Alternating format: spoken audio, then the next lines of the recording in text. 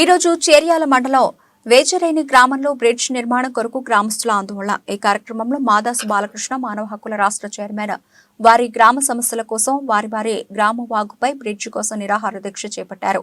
ఆయన మాట్లాడుతూ గత బీఆర్ఎస్ ప్రభుత్వం బ్రిడ్జ్ నిర్మాణం కోసం హామీలిచ్చి విఫలమైందని ఆయన ఆరోపించారు.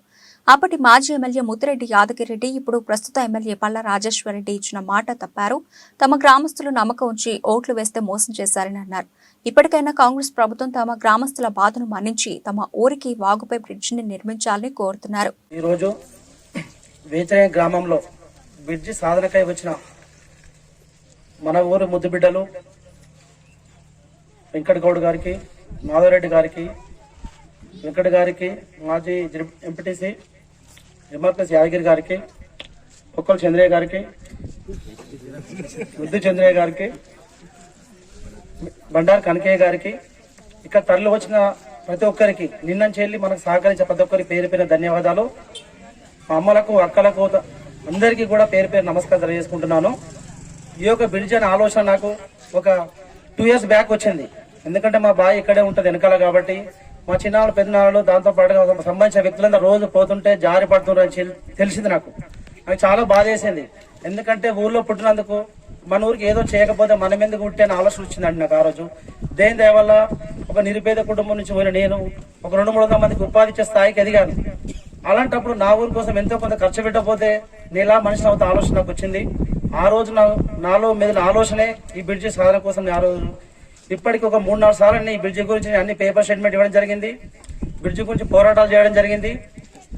ఇక్కడ జరిగింది ఏంటంటే గత 10 సంవత్సరాల నుంచి బీఆర్ఎస్ ప్రభుత్వం మా వేచరేని ప్రజలను మోసం చేసుకుంటూ వస్తుంది. ఫస్ట్ గెలిచినప్పుడు కూడా చేస్తామని బ్రిడ్జి హామీ ఇచ్చి ముత్తిరెడ్డి యాదగిరెడ్డి బస్సు ఇక్కడి నుంచి తీసుకెళ్తాడని చెప్పేసి హామీ ఇచ్చిండ్రు. అది పోయింది. రెండోసారి పల్లా రాజేశ్వరరెడ్డి వచ్చిండు. పల్లా రాజేశ్వరరెడ్డి కోటేశ్వరుడు కేసీఆర్ దగ్గర ఉంటాడు, మీకు 10 రోజులు అయిపోతుంది పని అని చెప్పేసి ఎలక్షన్ ముందు ఇక్కడ కంకర ఓపించారు. మీరు అంతా చూసారు. కంకర ఓపించినటువంటి ఇవాళ పల్లా రాజేశ్వరరెడ్డి గారు ఇంతవరకు కూడా మా ఊరు వరకు రాకపోవడము, చూడకపోవడం చాలా బాధాకరమైన విషయం. మా ఊరు ప్రజలు రెండోసారి కూడా నమ్మారు ఈ పల్లా రాజేశ్వరరెడ్డిని. నేను నా సొంత ఖర్చుతోడనైనా ఈ యొక్క బ్రిడ్జి చేపడతాను, ఈ సమస్య తీరుస్తానని హామీ ఇవ్వడంతో మా ఊరు ప్రజలందరూ చాలా వరకు ఓట్లు అక్కడ వేయడం జరిగింది. ఈ రోజు మేమందరము మాకు ఒక బుద్ధి వచ్చింది అనిపిస్తుంది. ఎందుకంటే మా స్థానిక నాయకుడు ప్రతాప్ రెడ్డి గారిని కనుక గెలిపించుకుంటే మేమైనా ఇంటికి వెళ్ళి కూడా కూర్చొని ఈ రోజు బ్రిడ్జి గురించి మేము ఈ యొక్క పోరాటాన్ని మేము ముందు తీసుకునే విధంగా ఉండే అవకాశం ఉండేది. కానీ ఈ స్థానికేతులు మేము గెలిపేయడం మా తప్పు అయిపోయిందని ఆలోచన వచ్చింది. ఇవాళ బీఆర్ఎస్ నాయకులు ఒక్కరు కూడా ఇవాళ గ్రామంలో, ఇది గ్రామం సంబంధించిన మొత్తం ఈ మ్యాటర్ విషయం, ఇది నా ఒక్కరికి సంబంధించే కాదు, ఇక్కడ వచ్చిన వాళ్ళ వ్యక్తిగత విషయాలు కాదు. ప్రతి ఒక్కరికి చేర్యాలకు వెళ్ళాలంటే ప్రతి ఒక్కరికి జస్ట్ 2 కిలోమీటర్లు మాత్రమే ఉంటుంది మనకు. కానీ మనం ఇదంతా తిరిగి ఒక 6 నుంచి 7 కిలోమీటర్లు తిరగడం చాలా ఇబ్బందిగా ఉంది స్కూల్ పిల్లలకు. కానీ మన వ్యవసాయ రైతులకు ఒక మనసంతులు తెచ్చుకొని కానీ ఏదైనా చీరలో పని ఉంటే మనకు ఒక జస్ట్ 10 నిమిషాలు 5 నిమిషాలు వెళ్లే అవకాశం ఉండేదాన్ని ఈ రోజు మనం ఒక అర్ధగంట టైం మనకు వేస్ట్ అవుతుంది. దాంతో పాటుగా ఈ మధ్య కాలంలో సాకల్ బాలయ్య అనే వ్యక్తి చనిపోయినప్పుడు మేము హైదరాబాద్ లో ఉండడం జరిగింది. అది రాష్ట్ర వ్యాప్తంగా అన్ని ఛానళ్లలో నేను టెలికాస్ట్ చేసే విధంగా అందరు రిపోర్టర్లు సహకరించారు. వారందరి పేరు పేరే ధన్యవాదాలు తెలియజేసుకుంటున్నాను. ఈ సాకల్ బాలయ్య ముత్తి అనేది ఈ కన్నీటి వెద, అది కన్నీటి వెద. ఎందుకంటే ఆ మనిషిని తీసుకుపోతుంటే మిగతా వ్యక్తులు కూడా ఆ యొక్క వాగులో కొట్టుకుపోయే అవకాశం, ప్రాణాలు తెగించి వాళ్ళు పోరాడి అసలు గెట్టు దాటిచ్చారంటే చాలా సంతోషం వేసింది. అది అసలు ఆ విషయాన్ని తలుచుకుంటే మా ఊరు ప్రజలు ఎంతో బాధపడవలసిన అవసరం ఉంది. దాంతో పాటుగా ఇప్పుడు వచ్చేది మళ్ళీ వర్షాకాలం, ఎండాకాలం అయిపోయినాక మళ్ళీ వర్షాలు స్టార్ట్ అవుతాయి. మళ్ళీ మా రైతులందరికీ ఇబ్బంది అవుతుంది. ఈ రోజు మన కాంగ్రెస్ పార్టీ పెద్దలు మనకు ప్రతాప్ రెడ్డి గారు మన వెంకట మామ గారిని, మరి మాజీ సర్పంచ్ గారిని, మాధవరెడ్డి గారిని పంపించిండు. వాళ్ళు మనకు హామీ ఇవ్వడం జరిగింది. ఈ 3 నెలల ఈ బ్రిడ్జి మేము కంపల్సరీ దీన్ని ప్రొవిజన్ తెస్తామంటున్నారు. వారందరికీ మనం ప్రత్యేక ధన్యవాదాలు తెలియజేసుకుందాం. దాంతో పాటుగా మన కొమ్మూరు ప్రతాప్ రెడ్డి గారి మీద మాకు కొంచెం అభిమానం ఉంది. మొన్నసారి కలిసినప్పుడు కూడా తమ్మి నేను చేస్తాను, కాకపోతే నేను ఓడిపోయాను అన్నాడు. అన్న మీ ఇంట్లో ఉంటుంది, మా వేచరేని ప్రజలంతా ఉంటారు, ఈసారి నుంచి మాకు బుద్ధి వచ్చిందని చెప్పినాము. కంపల్సరీ మన పొన్న ప్రభాకర్ గారికి తీసుకుపోతా అన్నాడు.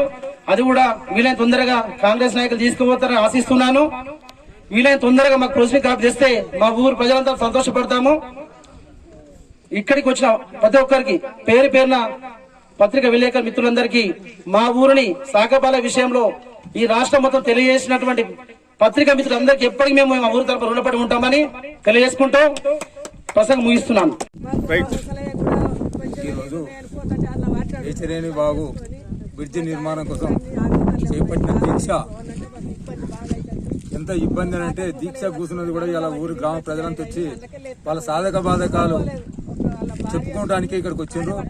ఇక్కడికి దాదాపు ఒక 20-25 కుటుంబాల బాయిలు ఇక్కడనే ఉంటాయి. ప్రతిసారి వాళ్ళు పాలు పిండుకుంటానికైనా వాళ్ళకు ఏది కావాలనుకున్నా వాళ్ళు ఈ వాగు దాటే పోవాలి, లేకపోతే వాళ్ళు 4 కిలోమీటర్లు తిరిగి రావాలి. ఆ ఇబ్బందికి 2-3 వచ్చి మసాలా బస్తాలతో కొట్టుకపోవడం జరిగింది.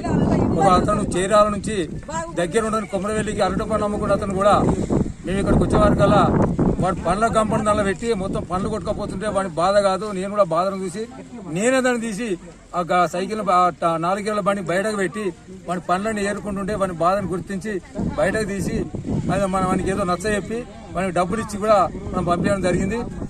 అదే విధంగా ఇంతకుముందు పాల వాళ్ళు కూడా 2-3 పాలు కొట్టుకపోయిన వాళ్ళు బర్ల కోసం అయితే బయట పోతే ఒకరు పట్టుకుని వాళ్ళు చూస్తే ఒక సైకిల్ కొట్టుకపోయింది ఇలానే.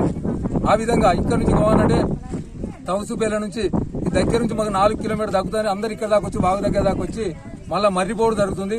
దీన్ని గుర్తించలేక ఈ ప్రభుత్వం నిర్లక్ష్యం చేసి ఎన్నిసార్లు మేము చెప్పినా గానీ ప్రజలు ఇబ్బంది తట్టుకోలేదు. మాకు డంపింగ్ షెడ్ అక్కడనే పెట్టింది. తెల్లాలైతే మాకు చెత్త బండి ఊళ్ళకి గ్రామ పంచాయతీ బండి కూడా ఇక్కడ నుంచి బయటకు పోవాలంటే కూడా గ్రామ పంచాయతీ వాళ్ళు కూడా దాన్ని మేమేం చేయలేకపోయి వాళ్ళు కూడా స్పందించలేదు. ఏదున్న 4 పైపులు వేసుడు, మళ్ళీ వర్షాకాలం వచ్చి మళ్ళీ వానకి వచ్చి కొట్టుకపోవడు. అదే కొట్టుకపోవడం తోటి శ్మశాన వాడికి కాడికి పోవాలంటే శ్మశాన వాడికి కాడికి కొట్టుకోవాలంటే ఇదివరకు ఒకసారి ఇన్సిడెంట్ జరిగింది. కాబట్టి అందరు యువతలనే దగ్గరను చూసుకొని ఏదో ఒకటి పొక్క వాళ్ళు తీసి అది ఏదో బొంద పెడదామనే ఉద్దేశంగా కాష్టం అవతల ఉండగా కూడా బొందలు పెట్టి వాళ్ళ పనితీరును అప్పటి మందమే ఎలా తీసుకుంటారు. కానీ వాళ్ళు ఆ శ్మశానం కట్టి అంతా దానికి లక్ష రూపాయలు పెట్టి దాని ఎందుకు వినియోగం లేకుండా చేస్తున్నారు.